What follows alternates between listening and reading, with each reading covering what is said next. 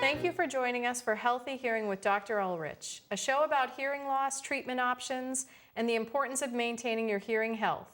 I'm Dr. Adrienne Ulrich, an audiologist and owner of Parkway Hearing in West Roxbury, and I'll be your host for the series. Most of us hardly ever think about hearing until something goes wrong. Many Americans do not realize how critical hearing health is to our lives. As a practicing audiologist for over 15 years and as a native to Boston, I'm passionate about helping our communities take good care of their hearing. I know firsthand how resistant some of us can be to treating hearing loss, and how wonderful and life-changing the results can be once we do. Over 20% of Americans are affected by hearing loss and tinnitus, and many hesitate to treat their hearing loss or don't know where to begin. In fact, most people wait almost 7 years before pursuing treatment. That's 7 years of social events and important life moments that people miss out on because of their untreated hearing loss issues. My hope is that everyone watching will learn something important that they take with them, whether it's about their own hearing or the hearing health of those around you. Today, we're going to be talking to a current hearing aid user and an audiologist about their experiences with hearing loss and hearing health. My guests for today's show are Larry McDonough, a current patient at Parkway Hearing, and Elena Weibel, a manager and trainer at Phonak, a hearing aid manufacturer. Thank you both for joining us. Thanks for having us. So I wanted to start with you, Larry, and kind of take a little bit of time to experience or tell the viewers a little bit about your experience with your hearing and your hearing loss.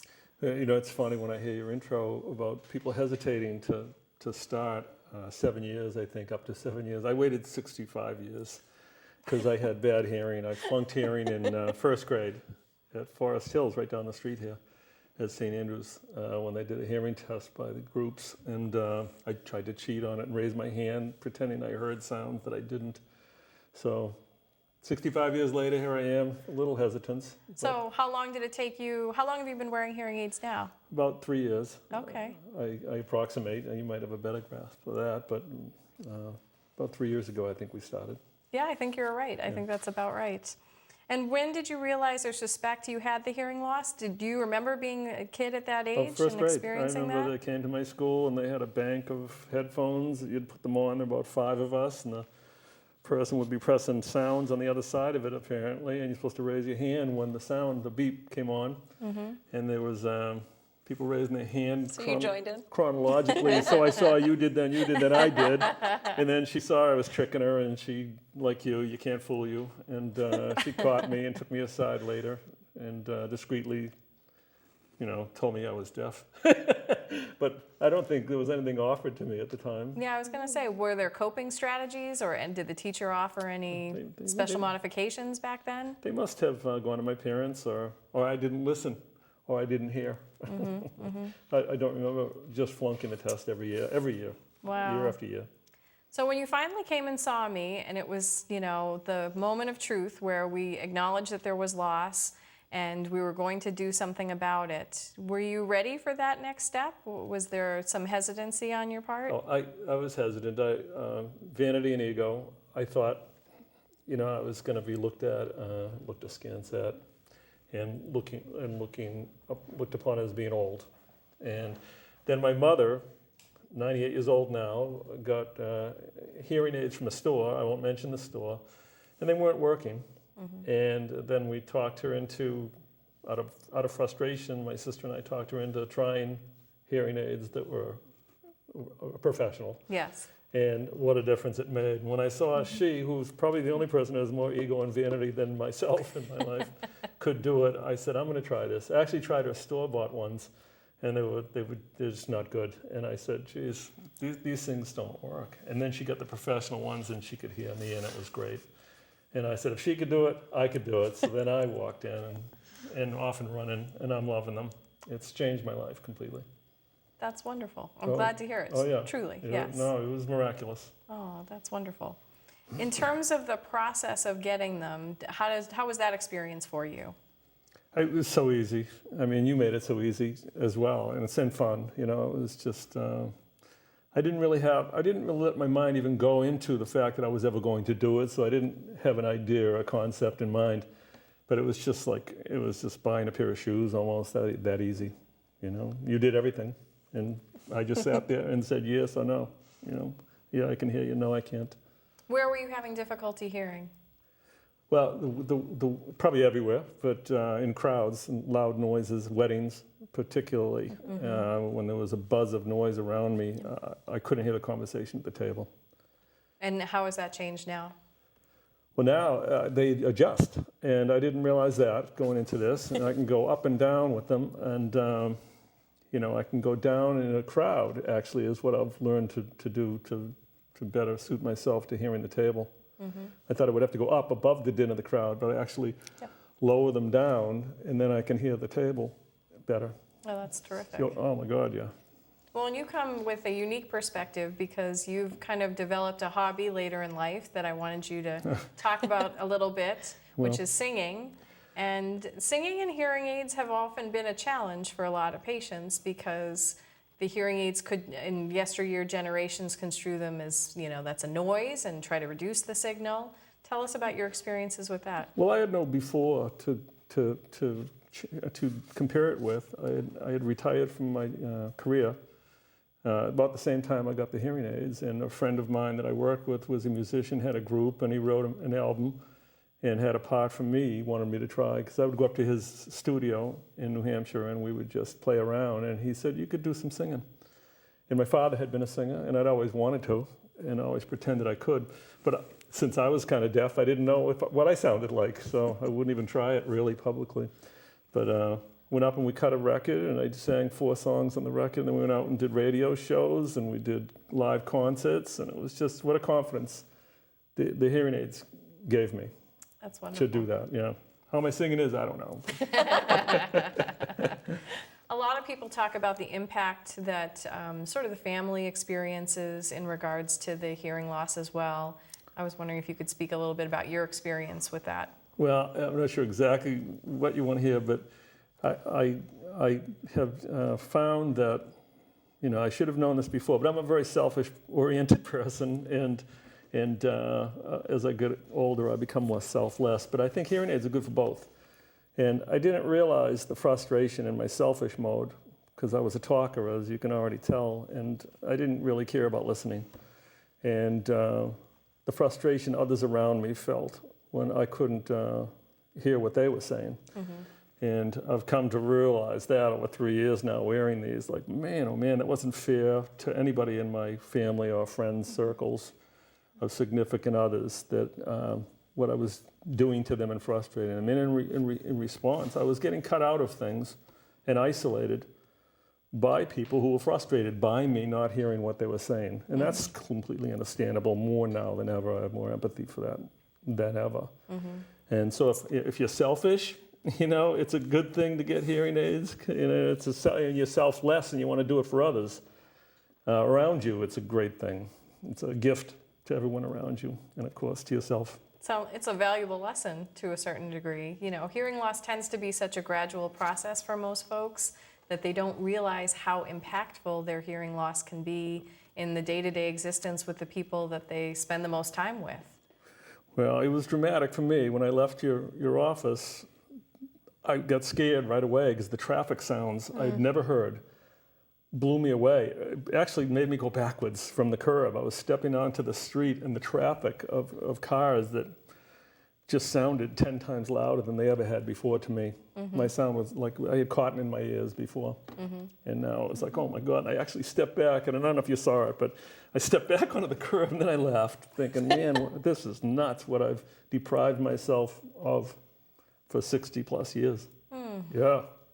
It's a long time, yeah. It really is. My whole life, my whole working life. I can't imagine what I did at work, missing so much without knowing it. So what could someone like myself or Elena have done to make this process happen faster for you? Since you now know the outcome is such a positive one. Well, had at some point along the way in those 60 years, someone stuck hearing aids in my ears, there's no way I wouldn't have wanted to keep them. And I've realized that now. I put them in, and if I lost these, the day's just gone. I can't live without them now. So it's really that firsthand experience that made such a difference for you? Oh yeah, I wouldn't learn otherwise. I needed to, to hear them, Yep. And I'm sold. Like I stepped off the curb, I was sold. I said, oh, this is life-changing. It was dramatic. It wasn't gradual. What would you say to someone that's on the fence? Maybe they're having some difficulty and then they kind of come to the process of saying, I'll wait until it's worse, or I'll wait till it's bad enough. Yeah, I have a story, an anecdote from a chief executive officer of a place I worked at, where he said that some guy's chief financial officer was talking about retirement, and he left, and he was frustrated. And I said, what are you so frustrated for? He said, when someone starts talking about retirement, they already have retired, in my mind. And I think as a person hard of hearing, doesn't have healthy hearing, if you're thinking about it, you should just do it. Because if you're thinking about it, that means you want to do it. Mm-hmm. And if you try it, you'll be like me. I'm sure of it. I'm 100% sure of it. You'll go, whoa, how could I not do this? How could I not continue to do and live this way? Mm-hmm. Yeah. Can you show us what you've got in? Would you mind taking one out? No, not so at I all. could see? No, and like before I got these, I wouldn't have wanted to do that. I would have said, oh, my ego and whatever. But that's it. And the first day it was a little awkward putting it in, but you put it in and out like it's taking a sock or a shoe, putting it on and off now. How long did it take to get familiar with the process of insertion, removal, feeling comfortable The second day. Really? Yeah. The first day was, oh my God, they're like backwards to me. And it was like trying to tie a tie on someone else. Mm-hmm. Yep. I learned you can't do that. I was a godfather to someone who was getting a confirmation. He never wore a tie, and I was, let me put a tie on it. I said, I don't know how to do it. So these were a little backwards for me. Mm-hmm. And then the second day, I just, you don't think about it. Mm-hmm. Just done. And now this is your second pair, and these have a transition from requiring batteries to being battery-free. So correct. The first pair I got from you, I had to buy batteries, and it was a pain in the neck a little bit. Going to the store, CVS or Walgreens or somewhere, was selling these little round batteries, and they were good for I think 5 days to a week. Yep. And I'd have to replace them each week. And they weren't that cheap, they weren't that expensive, of course, but it was a little bit of a nuisance. But ease of use on the rechargeable aspect? Yeah, the rechargeable is what you convinced me to get into, and this is the recharge pack that I brought with me just so people could see how easy this is as well. All I do every night, I wear them all day, pretty much, except when I get in the shower. The first week taking showers, I ended up putting a note on my bathtubs and my showers, say no one with a hearing aid can take a shower here, because I kept jumping in. But now I just take them out at night and I stick them in like that. And that's Perfect. it. It's blinking, it's recharging, I guess now. Yeah. Battery operated. It's plugged into the wall. Yep. The charger cord, but I just put them in, and in the morning I put them back in, and I'm ready to go. Well, that's great. Oh, it's so easy. Yeah. So in terms of healthy hearing, which is the name of the show, what does that mean to you in terms of, you personally? Well, I didn't look at it as a health issue until recently, and it is. It's more a mental health, I think, and it's health for everyone around me. It's happiness in life, and happiness, promotes a healthier life for everyone, including myself. I believe it has for me. My poor wife, she's been not listened to for all those years, 40 years. Shame on me. Well, you did something about it, though. You finally, you got to the proactive angle of things, and that's the purpose of what we're trying to... She's still around. She hasn't left me, so it wasn't too late. This, I have to press it to turn it on now. That's right, yes. Because I put it in there. That's right. Yeah, so when you take it out in the morning, I forgot. I didn't know, because I've never done it like this. You got to just press the button on it until you see the light come on. Yep, that got it. activates it, and it goes back in. Yep. And it goes back in. Yeah, it didn't go on. I don't know if that is different now, what I just did there when I not plugged it in, if I neutralized it. Oh, there it is. There okay. you go. You saw it. I didn't. I know I didn't see it yet. I trusted the women. This is an ear segment, not an eye segment. Yeah, I'm back on now. So I don't know if you noticed anything there in my communication, but I couldn't hear you through my ear for Until it goes back 10, in and 20 turns seconds. on. Yes. Right. Yep. So you just pull it out and press the button on. You have to hold it down for about 5 seconds. Yep. That's right. And then it's good for the day. That's great. Yeah. So about 24 hours of wear time is the charging cycle. So about 3 hours in the charger equals about 24 hours of charging time. So meant to get through a day plus if you needed to. Yeah, I bought a little travel pack when I travel. I do some traveling now, and my new gig, and my new job is a hearings officer. So you need to hear. How ironic! I got it at the same time I got the hearing aids. Really, they weren't. There's no correlation per se, but that's what I do now for post-retirement work is run hearings. Little did they all know that had I had that job a week earlier, I wouldn't have heard a thing they said. I would have been making it all up in the decision I had to render. Yeah.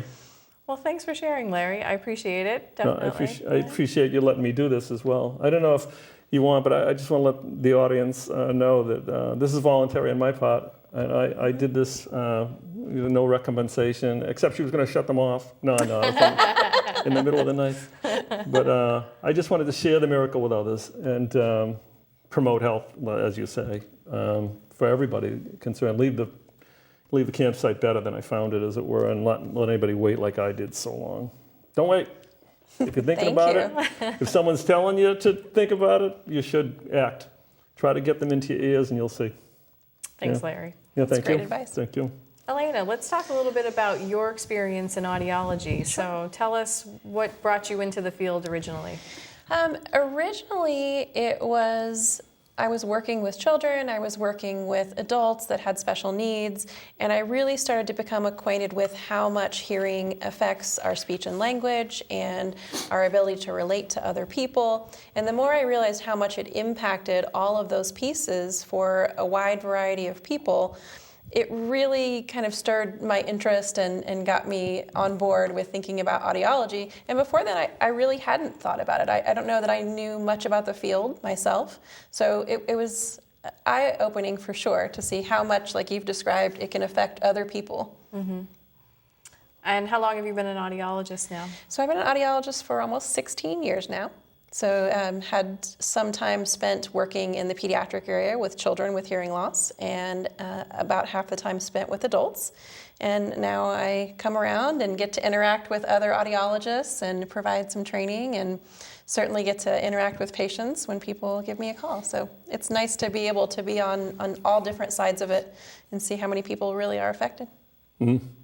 And then in terms of your interaction with people, you're out in the field training people like myself and bringing information about new products and what's available. Yeah, so a lot of it is clinical instruction. A lot of it is I go out into communities and I do community seminars that are for educational purposes. I think a lot like you said, if someone had really started that interaction with you sooner, had showed you about hearing loss and what that meant, then you would have taken action sooner. So that's probably my favorite part of my job, is I get to help other providers learn more so they can take care of their patients, and I get to myself go into the community and really interact with people and hopefully get them more in that 7-year or less time period instead of the 65. And then I wanted you to talk a little bit about, if you don't mind, just the experience of going into an audiology office and what people can expect when they have that first interaction with someone. I think that what a lot of people don't realize is that it's very much about the relationship. I think there's a lot of diagnostics that are involved, and sometimes medical things can seem a little cold or closed off or technical, but something about audiology is that it really requires good communication, because we're talking about our emotional side too, how it affects other people, how does it affect us, and as you mentioned, it's pretty common that we see people that become withdrawn when they haven't dealt with hearing loss. So something I think that is important to know that will happen is you're going into an appointment with somebody who truly cares, not only about the medical diagnosis, but also about how that's affecting your quality of life. And once you have that conversation, I've always with my patients, and I know you do as well, made sure to say, please tell me more rather than less. Just like any other medical appointment, the more you tell us, the more we can help. So, knowing that you happen to be interested in singing is a fantastic piece of information. What types of environments we're in. You mentioned louder environments are a particular challenge. So giving all that information, I promise it's not complaining. It is part of how we can help the patient better in their environments. And then after that, there's a diagnostic portion. So we go in and, you alluded to the fact that there are some sounds, and we try and find out at what point are those sounds possible for you to hear and how that affects communication. So it's not just about listening for beeps like we all remember from grade school. We're looking at what happens when we do give that sound to a patient and how well their brain can comprehend and how they use that information. So there's more to it than what we all remember in grade school. And then once we take that information, can you talk a little bit about how it works towards the hearing aid side of things, especially today? Things keep changing so rapidly. So it's incredibly fast, which creates a great job for me. I'm always busy teaching and learning new things. But the important part is to take both the medical information and what that patient says they're experiencing, and that's where an audiologist makes a really big difference as opposed to store-bought or a storefront, because we're going to take all that information and then we'll be able to think about the different choices that are available, because not all hearing aids are the same. There's different things about them that might make them better for one individual than another. And getting that information and bringing it together to make sure that the right solution is chosen for each patient, that's the really important part. I can't agree more, yes. And we brought a couple samples as we begin to wrap up to just show a little bit more about what's available nowadays, because it's changed so much in such a fast amount of time. Even in the 15 years that I've been doing this, some of these things weren't here on the table as they are now. Do you want to talk a little bit about the Lyric, for example? So there's two kind of broad categories of hearing aids, and the Lyric is something that, I myself fit to a great deal of patients. So I've worked with Lyric for about 9 years. And one of the benefits to that is that's the first hearing aid that actually gets placed fairly deep in the ear, but it doesn't require being taken in or out.